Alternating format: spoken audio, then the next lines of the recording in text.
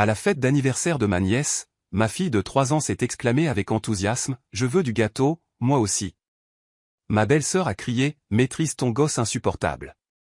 Quand ma fille a continué à demander, elle lui a jeté tout le gâteau au visage, la faisant tomber et se cogner la tête contre la table.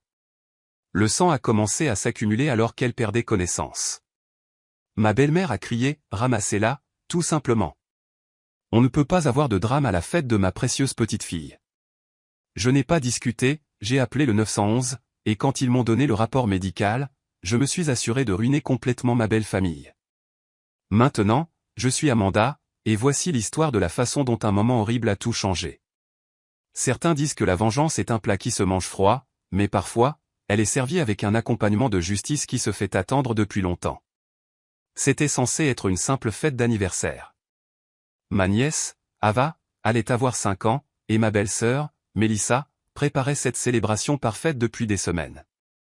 Mélissa a toujours eu besoin de tout faire en fonction des apparences, les décorations dignes de Pinterest, l'élégant gâteau à 3 étages de la pâtisserie la plus chère de la ville, les cadeaux de fête coordonnés qui coûtaient probablement plus cher que les courses hebdomadaires de la plupart des gens. Mon mari, Ryan, et moi sommes arrivés avec notre fille de 4 ans, Chloé, qui sautait presque de joie. Elle parlait de la fête d'Ava depuis des jours, demandant s'il y aurait du gâteau et si elle pourrait jouer avec les autres enfants. Chloé a toujours été une enfant si douce et bien élevée, curieuse et enthousiaste, mais jamais exigeante ni perturbatrice. La fête battait son plein lorsque nous sommes arrivés chez ma belle-mère, Eleanor. Le jardin avait été transformé en ce qui ressemblait à une scène de conte de fées, avec des arches de ballons et un buffet de bonbons. Eleanor n'avait épargné aucune dépense, comme d'habitude. Elle avait toujours préféré les enfants de Mélissa aux miens, indiquant clairement qu'Ava et son jeune frère, Tyler, étaient les vrais petits-enfants, tandis que Chloé était en quelque sorte moins importante parce qu'elle n'était pas l'enfant de Mélissa. Pendant la première heure, tout semblait bien se passer. Chloé a joué gentiment avec les autres enfants, partageant des jouets et suivant tous les jeux de fête. Elle passait un moment merveilleux, son petit visage rayonnant de joie alors qu'elle participait à la chasse au trésor et à la chaise musicale. Puis vint le moment du gâteau. Mélissa a demandé à tout le monde de se rassembler alors qu'elle se préparait à couper la magnifique création qu'elle avait photographiée sous tous les angles. Le gâteau était une œuvre d'art, 3 étages recouverts de roses en fondant et de paillettes comestibles, avec le nom d'Ava écrit en caractères élaborés sur le dessus. Tous les enfants étaient assis aux petites tables, les yeux écarquillés d'anticipation.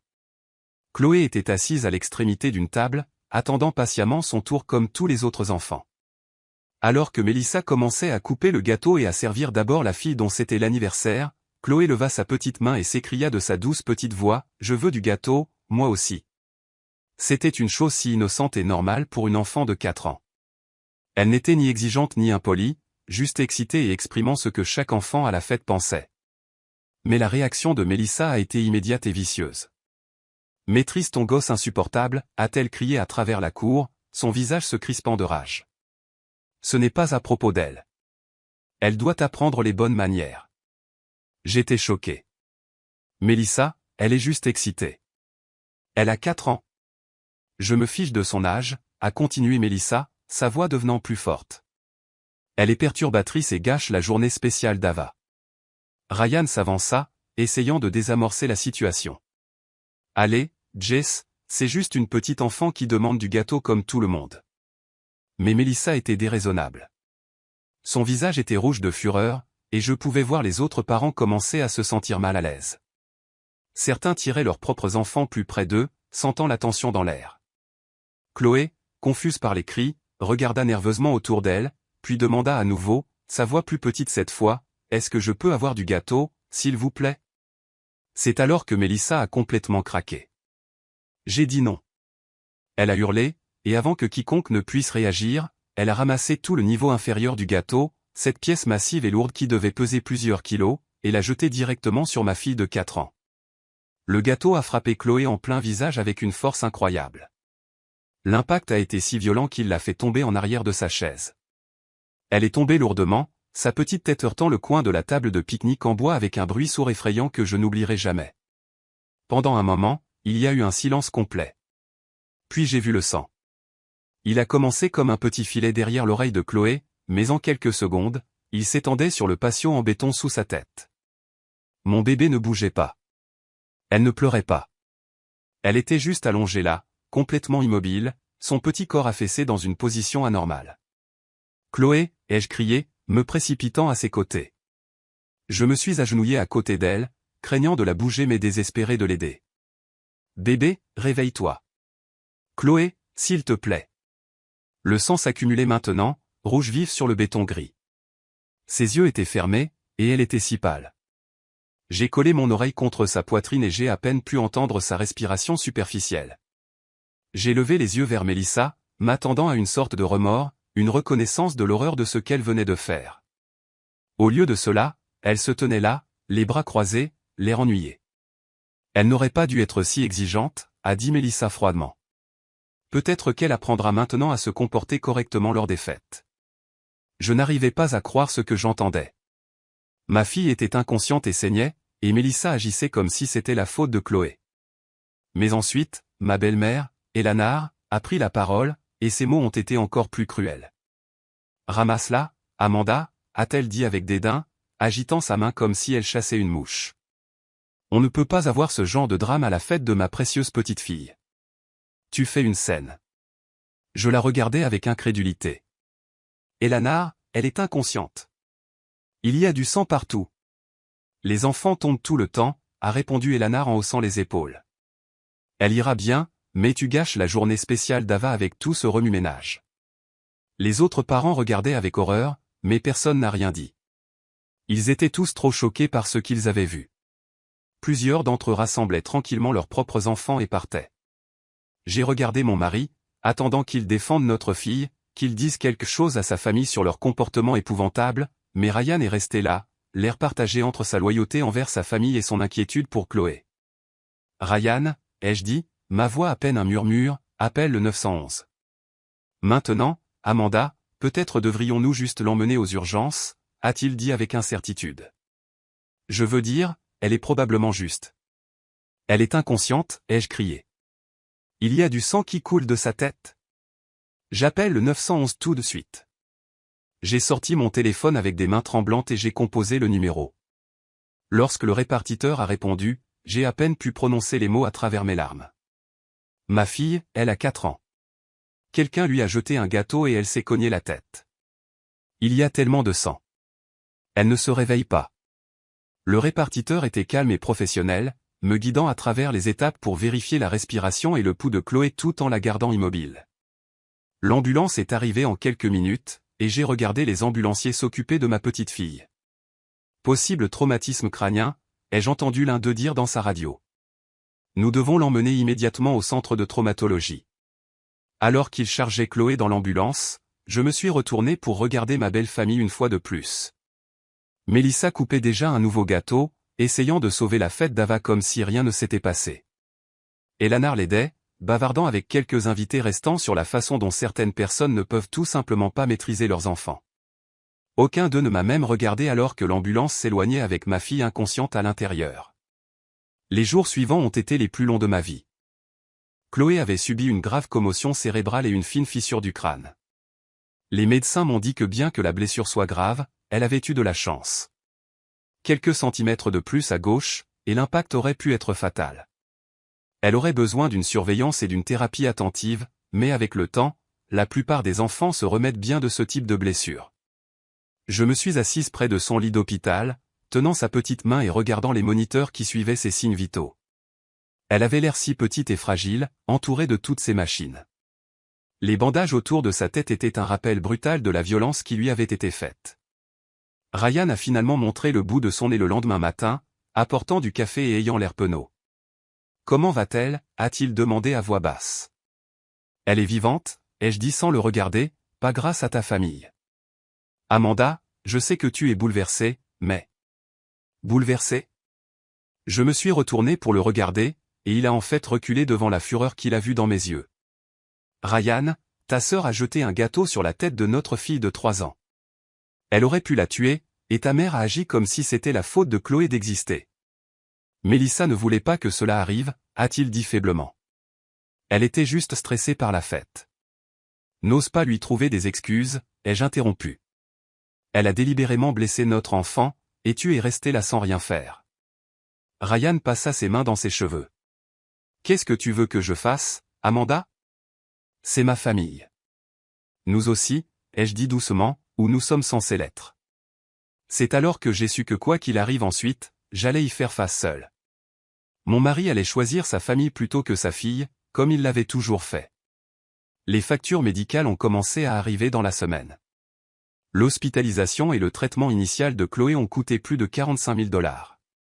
Les séances de thérapie en cours, les médicaments, les rendez-vous de suivi, cela s'ajoutait à des dizaines de milliers de dollars.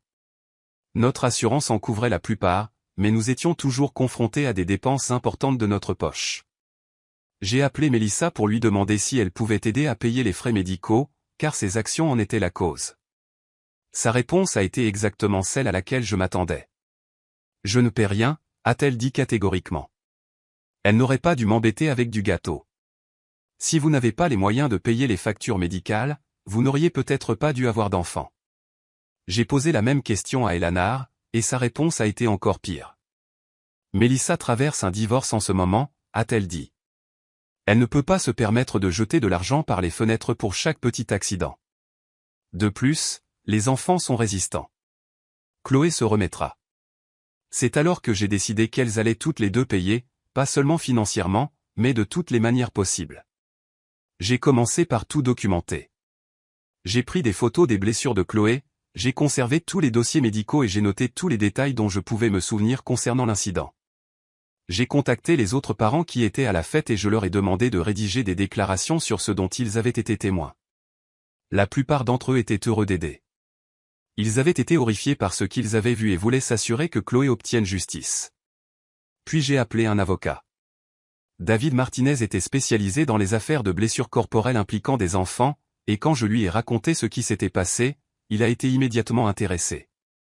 Il a examiné tous mes documents et a interrogé les témoins, et en une semaine, il m'a dit que nous avions une affaire incroyablement solide. Ce n'était pas un accident, a-t-il expliqué. Votre belle-sœur a délibérément jeté un objet lourd sur un enfant de 3 ans avec suffisamment de force pour causer des blessures graves. C'est une agression, et c'est aussi une mise en danger criminelle d'un mineur. Nous avons déposé des accusations civiles et pénales. L'affaire pénale a été traitée par le bureau du procureur de district, tandis que David a poursuivi l'affaire civile pour dommages et intérêts. Mais je n'en avais pas encore fini. Je savais que Melissa et Eleanor travaillaient toutes les deux dans des domaines où leur réputation comptait. Melissa était une agente immobilière dans une entreprise haut de gamme, et Eleanor était directrice adjointe dans une école primaire locale. Je me suis assuré que leurs employeurs soient informés de ce qui s'était passé. J'ai envoyé des copies du rapport de police et des témoignages à l'agence immobilière de Melissa, ainsi qu'une lettre expliquant comment l'un de leurs agents avait violemment agressé un bambin lors d'un rassemblement familial. J'ai également tout envoyé à l'association immobilière locale, car la licence de Melissa pouvait être révoquée en raison de son comportement criminel. Pour Eleanor, j'ai contacté l'administration du district scolaire et le département de l'éducation de l'État. J'ai souligné que quelqu'un qui pensait qu'il était acceptable de minimiser la violence contre les enfants ne devrait probablement pas travailler dans une école primaire. Pendant que je montais mon dossier, j'ai également commencé à enquêter plus minutieusement sur Melissa et Eleanor. Je voulais comprendre exactement à quel genre de personnes j'avais affaire, et ce que j'ai découvert n'a fait que renforcer ma détermination. Melissa, il s'est avéré, avait des antécédents de comportement instable que sa famille avait dissimulés pendant des années. J'ai contacté son ex-mari, Tom, qui était plus que disposé à partager ses expériences. Il m'a parlé de l'ordonnance restrictive qu'il avait dû déposer lors de leur procédure de divorce après qu'elle lui ait jeté un vase lors d'une dispute. Il m'a montré des photos des ecchymoses sur ses bras là où elle l'avait attrapé, et des messages textes où elle avait menacé de lui faire payer le fait de l'avoir quitté. Melissa a de graves problèmes de gestion de la colère, m'a expliqué Tom autour d'un café un après-midi. Elle ne peut gérer aucune situation où elle n'a pas le contrôle total. Ce qui est effrayant, c'est la rapidité avec laquelle elle peut passer de charmante à violente. Une minute, elle est l'hôtesse parfaite, la minute suivante, elle jette des choses et crie. Il m'a également parlé d'incidents avec leurs enfants, de la façon dont Melissa explosait pour des infractions mineures, faisant une fois tenir leur fils de 8 ans dans le coin pendant 3 heures parce qu'il avait accidentellement renversé du jus sur sa moquette blanche. Le dossier de divorce montrait que Tom avait obtenu la garde principale, en grande partie à cause des inquiétudes concernant le tempérament de Melissa et ce que le psychologue du tribunal avait qualifié de schéma de volatilité émotionnelle inquiétant. J'ai essayé d'avertir Ryan de son comportement envers Chloé, a continué Tom. Je pouvais voir comment Melissa regardait votre fille, comme si elle était un inconvénient, quelque chose qui détournait l'attention de ses propres enfants. Mais Ryan lui a toujours trouvé des excuses. Ces informations étaient de l'or pour notre affaire juridique. David a immédiatement assigné les dossiers de divorce de Melissa et les documents d'ordonnance restrictive. Le schéma de violence n'était pas isolé à ce qui est arrivé à Chloé. Cela faisait partie d'un problème comportemental plus large qui faisait de Melissa un danger pour les enfants. Le passé d'Elanar était tout aussi révélateur. J'ai passé des heures à éplucher les anciens procès-verbaux des réunions du conseil scolaire et à parler aux enseignants actuels et anciens de son école. Ce que j'ai trouvé brossait le portrait de quelqu'un qui régnait par l'intimidation et le favoritisme. Plusieurs enseignants m'ont parlé en privé du traitement réservé par Elanar aux élèves qu'elle jugeait problématiques. Il y a eu le cas de Marcus, un enfant de 7 ans atteint de TAA, qu'Elanar avait fait asseoir seul dans le couloir pendant une semaine entière parce qu'il perturbait la classe. Lorsque ses parents se sont plaints, elle leur a dit qu'ils devraient envisager l'enseignement à domicile s'ils ne pouvaient pas supporter les conséquences du comportement de leur fils. Puis il y a eu l'incident avec Sofia, une élève de 3e année dont la famille avait récemment immigré du Mexique. Sofia était encore en train d'apprendre l'anglais et avait parfois du mal à comprendre les instructions. Au lieu de fournir un soutien supplémentaire, Elanar avait recommandé que l'enfant redouble sa classe, disant aux parents que certains enfants ne sont tout simplement pas faits pour la réussite scolaire. L'histoire la plus accablante est venue de Janet, une enseignante de maternelle qui avait travaillé sous les ordres d'Elanar pendant 5 ans avant d'être transférée dans une autre école. Elanar n'avait rien à faire avec les enfants, m'a dit Janet lors d'une conversation téléphonique. Elle considérait les enfants comme des problèmes à gérer, pas comme des personnes à éduquer. Elle jouait constamment aux favoris. Les enfants des familles riches bénéficiaient d'un traitement spécial, tandis que les enfants des familles ouvrières étaient traités comme des fardeaux. Janet a décrit comment Elanar faisait des commentaires dédaigneux sur les enfants qui venaient à l'école avec des vêtements usés ou avec des cartes de déjeuner gratuites. Elle les appelait ses enfants et semblait prendre plaisir à trouver des raisons de les suspendre ou de les discipliner. La goutte d'eau qui a fait déborder le vase pour moi, c'est quand elle a refusé d'autoriser un élève de 4e année à appeler sa grand-mère après qu'il soit tombé malade à l'école, a poursuivi Janet. Les parents du garçon travaillaient tous les deux à temps double, et sa grand-mère était sa personne à contacter en cas d'urgence, mais Elanar a dit qu'elle n'avait pas le temps de s'occuper des drames familiaux et l'a fait asseoir dans le bureau de l'infirmière pendant 4 heures jusqu'à ce que ses parents puissent quitter le travail. Forte de ces informations, j'ai contacté d'autres familles qui avaient eu des expériences négatives avec Elanar. J'ai trouvé 12 parents prêts à fournir des témoignages sur son traitement inapproprié de leurs enfants. Certaines des histoires étaient déchirantes, des enfants rentrant à la maison en larmes parce que la directrice adjointe les avait humiliés devant leurs camarades de classe, des parents à qui l'on disait que leurs enfants étaient inéducables alors qu'ils avaient simplement besoin d'un soutien supplémentaire. David était ravi de ces preuves supplémentaires. Cela montre un schéma clair de mépris pour le bien-être des enfants, a-t-il expliqué. La réaction d'Elanar à la blessure de votre fille n'était pas une aberration. Elle était conforme à son manque fondamental d'empathie envers les enfants. Pendant ce temps, le rétablissement de Chloé s'avérait plus compliqué que nous l'avions initialement espéré. Le neurologue a expliqué que les traumatismes crâniens chez les jeunes enfants révélaient souvent leur impact total avec le temps, à mesure que le développement de l'enfant progressait et que de nouveaux défis apparaissaient. Nous constatons des signes inquiétants, m'a dit le docteur Rodriguez lors d'un de nos rendez-vous de suivi réguliers. La mémoire à court terme de Chloé a été affectée, et elle montre des signes de difficulté avec les fonctions exécutives des choses comme la planification, l'organisation et le contrôle des impulsions. L'orthophoniste avait des préoccupations similaires.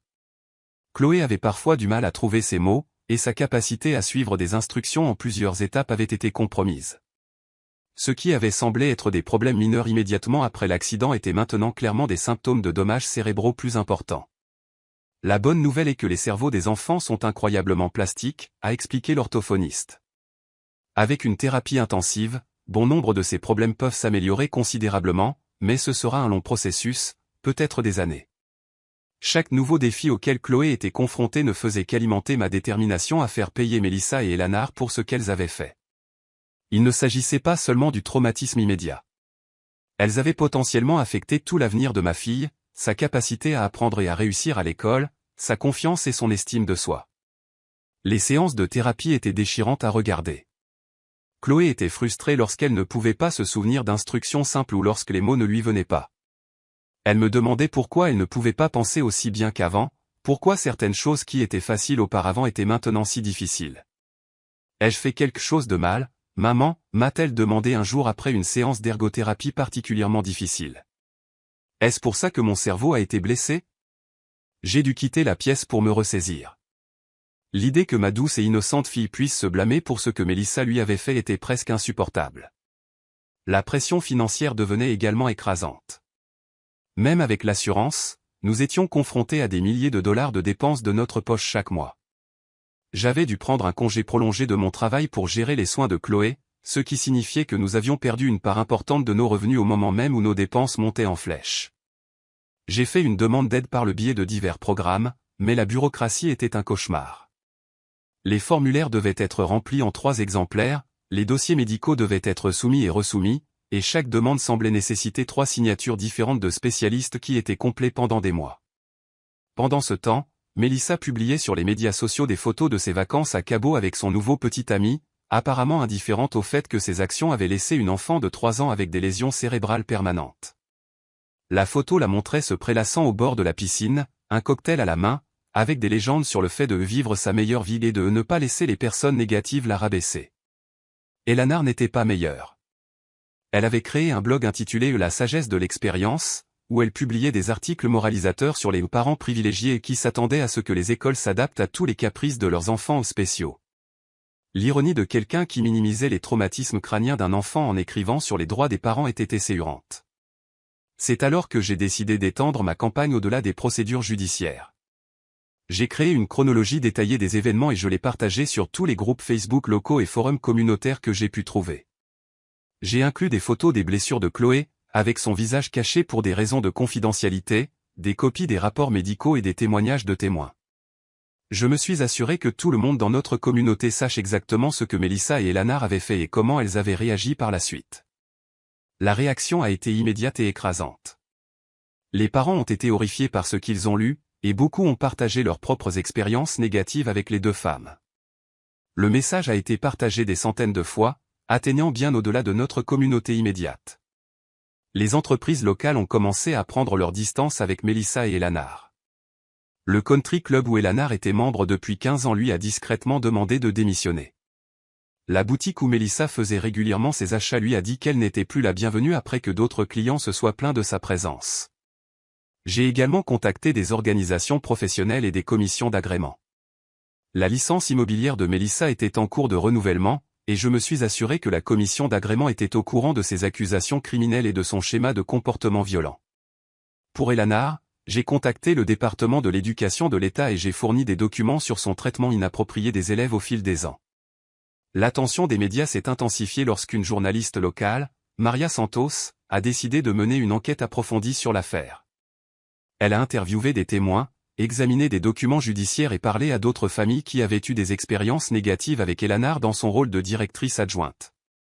La série d'articles qui en a résulté a brossé un tableau dévastateur des 2 femmes. Les titres étaient brutaux: agente immobilière locale accusée d'avoir agressé un bambin, antécédent d'une directrice adjointe qui a minimisé les préoccupations des élèves et une famille demande justice après les blessures potentiellement mortelles d'un enfant.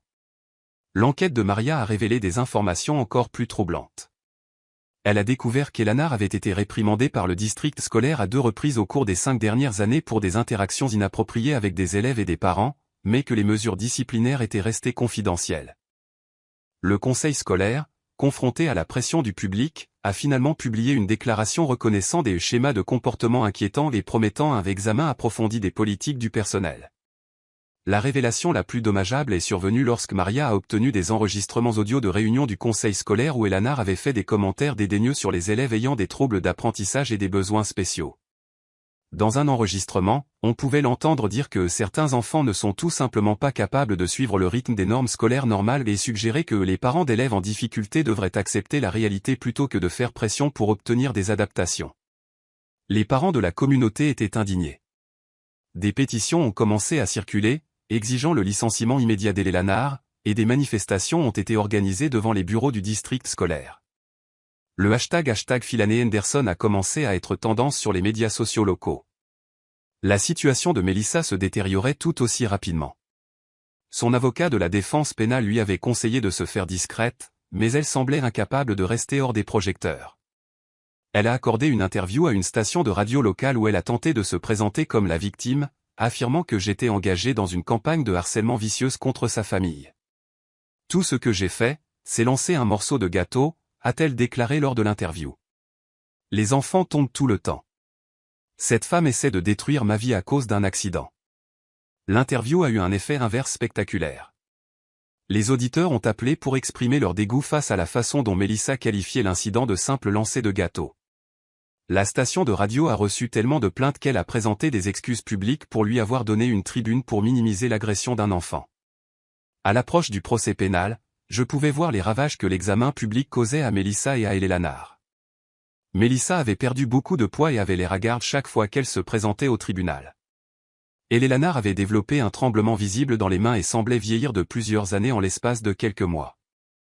Mais je n'avais aucune sympathie pour l'une ou l'autre. Chaque fois que je voyais Chloé lutter avec une tâche qui aurait dû être simple pour une enfant de son âge, chaque fois qu'elle était frustrée parce que son cerveau blessé ne pouvait pas traiter l'information comme avant, je me souvenais de la raison pour laquelle elle méritait tout ce qui leur arrivait. La semaine précédant le début du procès, l'avocat de Mélissa a approché David avec une offre de négociation de peine. Mélissa plaiderait coupable à une accusation moindre en échange d'une probation et de travaux d'intérêt général, mais pas de peine de prison. David m'a apporté l'offre, mais je l'ai rejetée immédiatement. Elle a failli tuer ma fille, lui ai-je dit. Elle a lancé un objet lourd à la tête d'une enfant de 3 ans avec une force suffisante pour lui fracturer le crâne, puis elle n'a montré aucun remords. Je veux qu'elle assume pleinement les conséquences de ce qu'elle a fait. Les informations locales ont repris l'histoire après que quelqu'un ait divulgué le rapport de police. Le titre disait « Une femme lance un gâteau sur une enfant de 3 ans et lui fracture le crâne ». L'histoire est devenue virale sur les médias sociaux, et soudain, tout le monde en ville savait ce que Mélissa et Eleanor avaient fait. Au moment où l'histoire a atteint les médias sociaux, elle avait pris une ampleur considérable.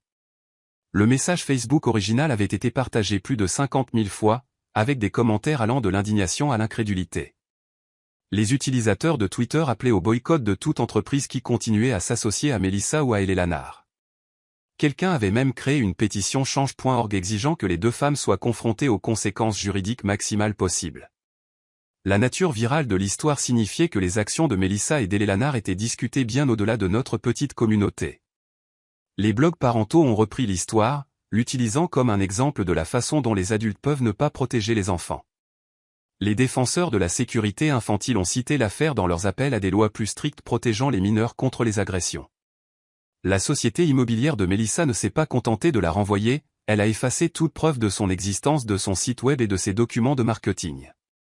Sa photo professionnelle a été supprimée, sa biographie effacée et son nom rayé de leur répertoire d'agents. C'était comme si elle n'avait jamais travaillé là du tout. L'enquête du conseil immobilier a été rapide et décisive. Ils ont suspendu sa licence immédiatement et ont entamé une procédure de révocation permanente. La présidente du conseil a publié une déclaration disant que les personnes qui se livrent à la violence contre les enfants n'ont pas leur place dans la profession immobilière, où la confiance et le caractère sont primordiaux. La situation d'Eleanor à l'école devenait également intenable.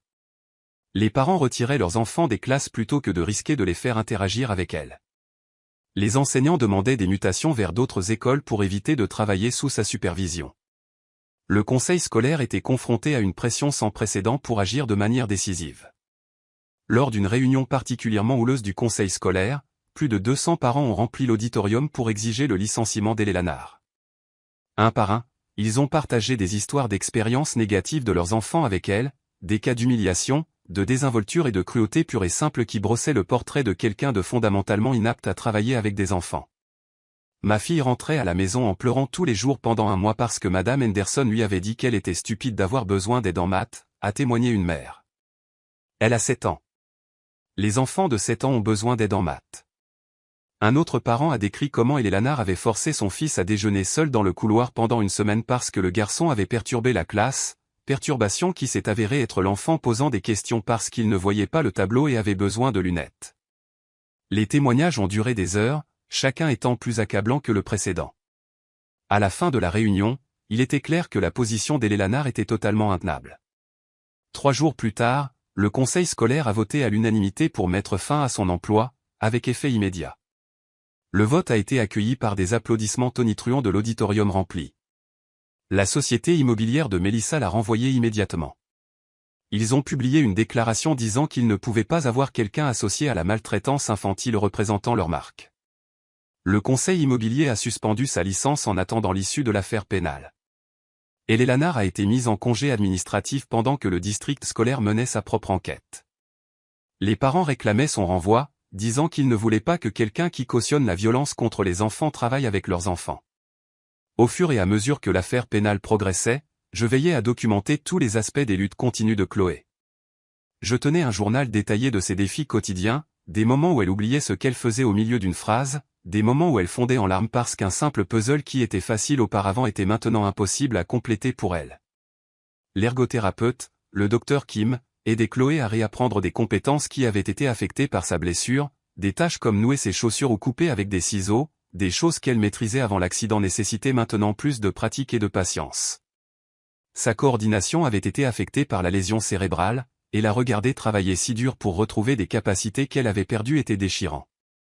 Elle travaille 2 fois plus dur que les autres enfants de son âge juste pour faire des choses normales, m'a expliqué le docteur Kim après une séance particulièrement difficile. La blessure a affecté la partie de son cerveau responsable de la planification motrice et de la coordination. Avec le temps et la thérapie, elle s'améliorera, mais elle pourrait toujours avoir certaines limites. J'ai enregistré ces conversations en sachant qu'elles seraient cruciales pour l'affaire civile. Chaque élément de preuve montrant l'impact à long terme des actions de Mélissa contribuerait à garantir que Chloé reçoive l'indemnisation qu'elle mérite pour une vie de défi. Le rapport du neuropsychologue a montré que, bien que la blessure de Chloé guérissait bien, il y avait certaines zones d'inquiétude. Le docteur Williams avait effectué des évaluations du développement adapté à son âge et avait constaté que Chloé présentait certains retards dans la vitesse de traitement et l'attention qui n'existaient pas avant l'accident. La bonne nouvelle est que sa blessure s'est produite alors que son cerveau est encore très plastique, a expliqué le docteur Williams lors de notre réunion. Les enfants de son âge se rétablissent souvent de manière remarquable avec une thérapie et un soutien approprié. Cependant, nous devrons la surveiller de près lorsqu'elle commencera l'école pour nous assurer qu'elle reçoit toute l'aide supplémentaire dont elle pourrait avoir besoin. Le rapport estimait que Chloé aurait probablement besoin d'une thérapie continue et potentiellement d'un soutien pédagogique, avec des coûts qui pourraient atteindre $200 000 au cours des prochaines années, un fardeau important pour toute famille. J'ai fait des copies de chaque rapport médical et notes de thérapie, construisant un dossier complet qui brossait un tableau clair de la façon dont un moment de violence avait à jamais modifié la trajectoire de vie de ma fille. Chaque document était un autre clou dans le cercueil de Mélissa, une preuve supplémentaire de la destruction qu'elle avait causée. Pendant ce temps, je construisais également un dossier contre Hélène Lanard pour son rôle dans les conséquences. Bien qu'elle n'ait pas jeté le gâteau, sa réaction à la blessure de Chloé était presque aussi dommageable. J'ai recherché des précédents juridiques en matière de responsabilité des passants et de non-assistance à personne en danger dans les cas impliquant des enfants blessés. David était intrigué par cet angle. Hélène Lanard avait l'obligation légale et morale d'assurer la sécurité des enfants à cette fête, a-t-il expliqué. Sa minimisation de l'urgence médicale évidente de votre fille pourrait constituer une négligence, en particulier compte tenu de ses antécédents professionnels dans le domaine de l'éducation.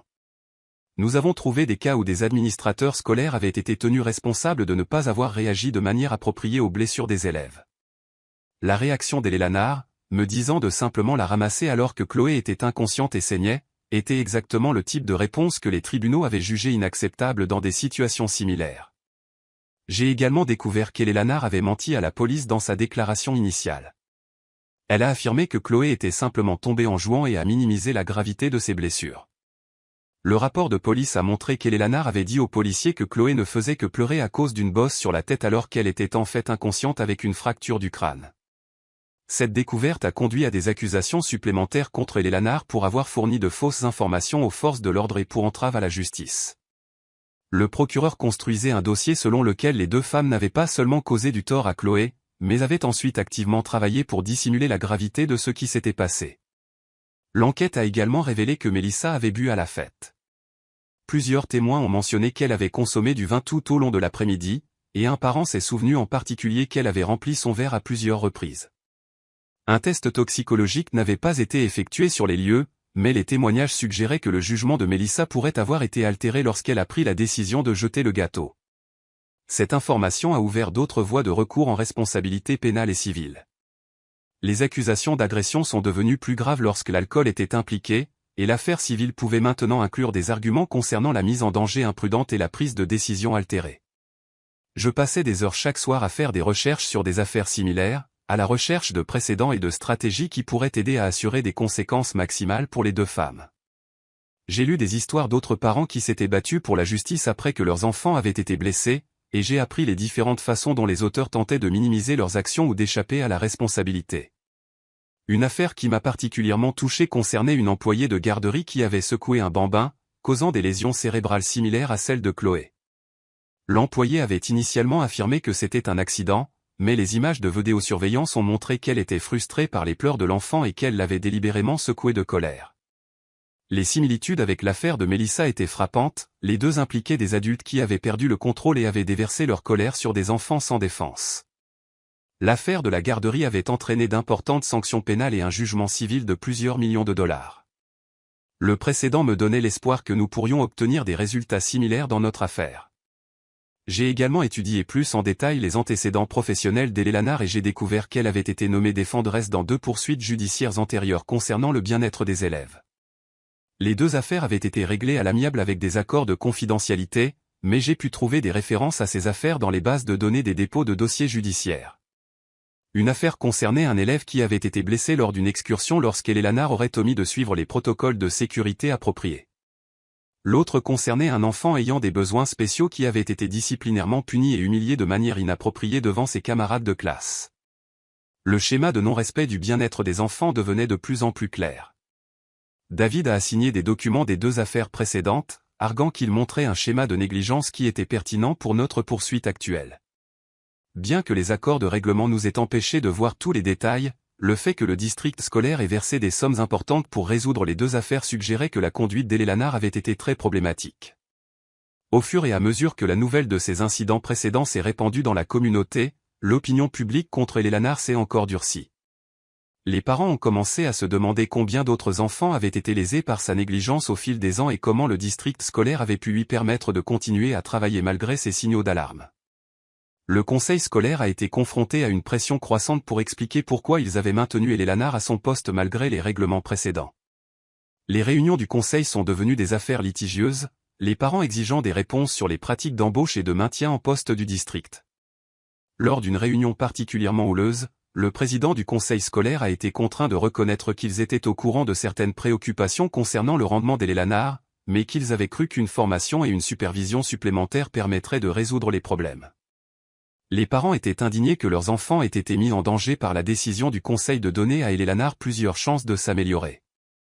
La révélation des incidents précédents a également attiré l'attention des responsables de l'éducation de l'État, qui ont ouvert leur propre enquête sur les pratiques de personnel du district scolaire. Le département de l'éducation de l'État a annoncé qu'il examinerait tous les cas impliquant Elle Lannard et examinerait si le district avait suivi les protocoles appropriés pour signaler et traiter les préoccupations concernant la conduite des employés. Cette enquête élargie signifiait qu'Elle Lannard était maintenant confrontée à des conséquences potentielles à plusieurs niveaux, des accusations criminelles liées à l'affaire de Chloé, le licenciement de son poste actuel, la révocation potentielle de ses titres d'enseignement et un examen minutieux des fonctionnaires de l'État qui pourrait affecter sa capacité à travailler dans l'éducation partout dans l'État. La pression se faisait clairement sentir sur les 2 femmes. Melissa avait développé une tique visible à l'œil gauche et avait perdu tellement de poids que ses vêtements pendaient lâchement sur son corps. Elle avait été forcée d'emménager avec ses parents âgés après avoir perdu son appartement, car aucun propriétaire en ville ne voulait lui louer une fois que son histoire est devenue publique. Elle Lannard ne s'en sortait pas beaucoup mieux. Le stress avait exacerbé son hypertension artérielle, et elle avait été hospitalisée 2 fois pour ce que les médecins ont décrit comme des épisodes cardiaques liés au stress. Son mari, qui l'avait initialement soutenu, envisagerait apparemment le divorce alors que le scandale continuait de nuire à sa propre réputation dans la communauté. L'affaire pénale a mis près de 8 mois à suivre son cours dans le système. Pendant ce temps, j'ai vu les tentatives de Melissa de minimiser ce qu'elle avait fait devenir de plus en plus désespéré. Sa stratégie initiale consistant à prétendre qu'il s'agissait d'un accident s'est effondrée lorsque plusieurs témoins ont témoigné qu'elle avait délibérément visé le visage de Chloé avec le gâteau. Pendant le procès, le procureur a diffusé un enregistrement de mon appel au 911. On pouvait entendre la panique dans ma voix lorsque j'ai décrit ma fille inconsciente saignant sur le béton. Plusieurs jurés pleuraient à la fin. L'avocat de Melissa a tenté de faire valoir qu'il s'agissait d'un accident, qu'elle avait seulement voulu jeter le gâteau près de Chloé, pas sur elle. Mais les témoins ont été clairs, ils avaient vu Mélissa viser directement le visage de ma fille et jeter le gâteau avec une force considérable. Le jury a délibéré pendant moins de 2 heures avant de rendre un verdict de culpabilité sur les 2 chefs d'accusation. Mélissa a été condamnée à 4 mois de prison, à 2 ans de probation et à payer l'intégralité des frais médicaux de Chloé. Eleanor n'a jamais été accusée au criminel, mais le district scolaire l'a renvoyée après que son enquête ait conclu que sa réaction à l'incident montrait un manque fondamental de jugement et de compassion qui la rendait inapte à travailler avec des enfants. L'affaire civile a pris une autre année à être réglée.